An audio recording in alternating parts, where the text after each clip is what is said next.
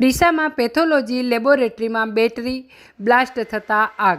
ડીસામાં pathology લેબોરેટરીમાં electric two વ્હીલરની battery blast થતાં આગ લાગી હતી. આગ લાગતા લેબોરેટરીને મોટું નુકસાન થયું હતું. જોકે સદનસીબે જાનહાનિ ટળી હતી.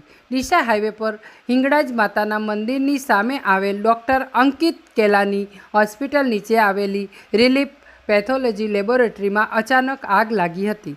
લેબોરેટરીમાં ચાર્જિંગમાં મૂકવામાં આવેલ ઇલેક્ટ્રિકલ ટુ વ્હીલરની બેટરીમાં બ્લાસ્ટ થતાં આગ લાગી હતી. આગ લાગતા ધુમાડાના ગોટે ગોટા નીકળતા અંદર રહેલ સ્ટાફના એક વ્યક્તિએ બૂમાબૂમ કરતા તેને ઇમરજન્સી વિન્ડોમાંથી બહાર કાઢવામાં આવ્યો હતો.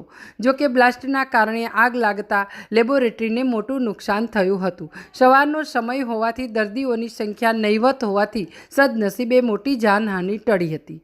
આ અંગે લેબોરેટરી સંચાલક ચંદુસિંહ વાઘેલાએ જણાવ્યું હતું કે અંદર ચાર્જિંગમાં મૂકવામાં આવેલ ઇલેક્ટ્રિકલ વ્હીકલની બેટરીમાં બ્લાસ્ટ થવાના કારણે આગ લાગી હતી. બેટરી ખામીયુક્ત હોવાની અગાઉ પણ કંપનીને જાણ કરી હતી.